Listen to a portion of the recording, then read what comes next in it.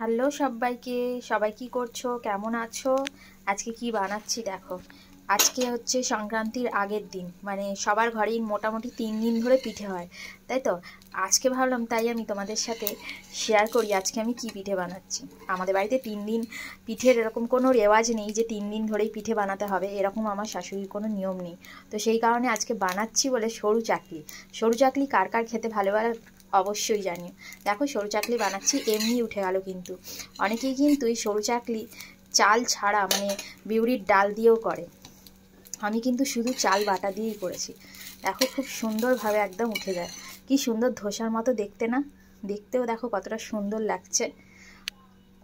আমার কিন্তু সরু চাকলি খেতে খুব ভালো লাগে। তোমাদেরকে আরেকটা দেখাচ্ছি কিভাবে বানালাম। যেহেতু আমার এক হাতে ফোন, অন্য হাতে কাজ করছি, কিভাবে করব স্ট্যান্ড নেই, সেই কারণে ভাবলাম তোমাদের সাথে এটা শেয়ারও করতে পারলাম না কিভাবে দিলাম। জাস্ট একটু তেল নিয়েছিলাম, দেখো সাদা তেল, আর এখানে একটা সবজি কেটে রেখেছি জাস্ট তেল বুলিয়ে তাওয়াটায় রাখার জন্য। তেলটা বুলিয়ে নিলাম, আর এখানে দেখো রেখেছি চালটা বেটে, মানে চালটা 7 থেকে 8 ঘন্টা ভিজিয়ে রেখেছিলাম। 7 থেকে 8 ঘন্টা ভেজানোর পরে সেটাকে মিক্সিতে একদম পাতলা করে, দেখো একদম জলের মিশ্রণটা দেখো কতটা পাতলা, এরকম পাতলা করে পুরো একদম গুলে নিয়েছি। এরকম পাতলা করে গুললে কিন্তু সরু চাকলিটা খুব খুব সুন্দর হয়, খুব সুন্দর হয়। তোমরা যতটা পাতলা করবে ততটাই কিন্তু নরম আর সফট হবে, তুলতুলে হবে। এইভাবে দেখো দেখিয়ে দিচ্ছি একদম কতটা পাতলা ঘন করেছি, বুঝতেই পারছো তোমরা, জলের মতো একদম পাতলা করেছি চাল বাটাটা। এটা হয়ে গেল। চাল বাটার পরে এখানে দেখো দিয়ে দিয়েছি, দিয়ে কিন্তু এটা একটু ঢাকনা দিয়ে চাপা দিয়ে দেবো। এই দেখো একটা থালা নিয়েছি, থালা দিয়ে এটা চাপা দিয়ে দিলাম। এটা চাপা দিয়ে একটু গ্যাসের ফ্লেমটা জোর করে দেবো, একটুখানি, মানে একদম হাই ফ্লেমে দেবো না, পুড়ে যাবে, একটু মিডিয়াম ফ্লেমে এটা রেখে দেব। দেখো প্রায় 5 মিনিট হয়ে গেল। 5 মিনিট পর আমি ঢাকনাটা সরিয়ে দিলাম। ঢাকনাটা সরিয়ে দিলাম, দেখো এইভাবেই কিন্তু নিজে নিজে উঠে গেল। দেখো কতটা সফট হয়েছে, দেখো নিজে নিজেই কিন্তু উঠে গেল, কিচ্ছু করতে লাগলো না। এইভাবেই কিন্তু আমি সরু চাকলি বানিয়ে নিলাম চাল বাটা দিয়ে, শুধু চাল বাটা আর কিচ্ছু না। দেখো কতটা সুন্দর হয়েছে। আর এটাকে ফোল্ড করে নেবো এইভাবে, পুরো একদম ধোসার মতো দেখতে হয়েছে কি না সরু চাকলিটা? দেখো তো হয়েছে না ধোসার মতো? এই দেখো এইভাবে কিন্তু আমি সব কটা বানিয়ে নিয়েছি। এখানে দেখো কতগুলো রেখেছি, এই দেখো কতগুলো গরম গরম হয়ে গেছে। আর এই চাল বাটার সঙ্গে যেটা বললাম বিউলির ডাল কিন্তু আমি একদমই দিইনি, শুধু চাল বাটার সঙ্গেই কিন্তু এটা মসৃণটা বানিয়েছি। ব্যাটারটা পুরো চাল বাটা আর কিচ্ছু না। সবাইকে পৌষ পার্বণে আর কি সবাই পিঠে বানাচ্ছ অবশ্যই আমাকে জানিও। সবাই বাড়িতে কি পিঠে বানাচ্ছ। আমি কিন্তু আজকেই প্রথম শুরু করলাম। আগের দিন একবার তরকারি পিঠে বানিয়েছিলাম, সেটার ভিডিও দিয়েছি। আজকে বানালাম সরু চাকলি, এর পরের দিন পাটিসাপটা বানাবো। কার কার এরকম পিঠে খেতে শীতকালে, পিঠে পুলির মাস মানে পৌষ মাস, আর কিচ্ছু না, পিঠে পুলি খেতে সত্যি খুব ভালো লাগে। পিঠে মানেই আমাদের বাঙালিদের মন কি। চলো আর কিসের সাথে খাবো সেটাও দেখাচ্ছি। এর সাথে কিন্তু গুড় খেতে খুব ভালো লাগে, কিন্তু আমার গুড় খেতে একদম ভালো লাগে না। গুড়টা যেহেতু মিষ্টি মিষ্টি হয়, আমার খুব একটা পছন্দ নয়। আমার কিন্তু একটু ঝালঝালই ভালো লাগে।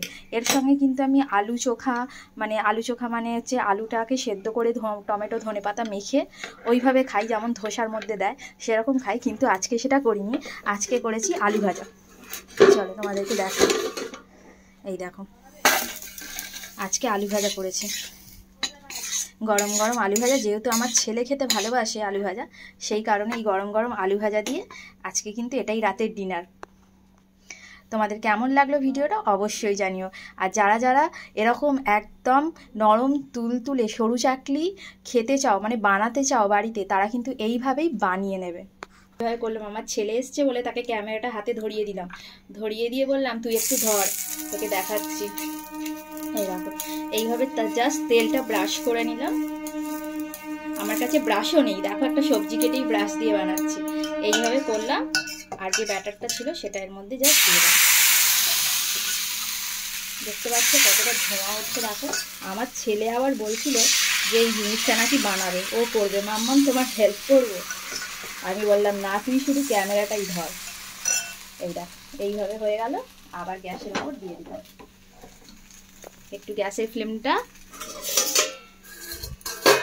একটু হাই করে দিলাম আর চাপা দিয়ে দিলাম। এইভাবেই কিন্তু তোমরাও বানিয়ে নাও বন্ধুরা, যেভাবে দেখালাম একদম ইজি প্রসেসে সরু চাকলি হয়ে যাবে। যারা জানো না, এই দেখো এইভাবে কিন্তু একদম উঠে গেল, হয়েও গেল তাড়াতাড়ি। এটা একটু ছিঁড়ে গেল, একদম নরম যেটা, এইভাবে কিন্তু তৈরিও হয়ে গেল। দেখো একটু এটা বাকি ছিল, একটু এটা কাঁচা আছে, একটু হতে টাইম লাগবে। এইভাবে কিন্তু সরু চাকলিগুলো একদম উঠে যাবে, যেটা আগেবারে দেখালাম। এই দেখো সরু চাকলি আলু ভাজা দিয়ে খাওয়ার জন্য আমার ছেলে পুরো রেডি হয়ে গেছে, একদম নিয়ে চলে যাচ্ছে। আর তার সাথে একটুখানি গুড়, দেখো গরম গরম গুঁড়ো আর আলু ভাজা, তার সাথে সরু চাকলি। এইভাবেই কিন্তু রাতের ডিনারটা সেরে ফেললাম। সবাইকে শুভরাত্রি। সবাই কি কি খাবার খেলে অবশ্যই জানিও কমেন্ট করে।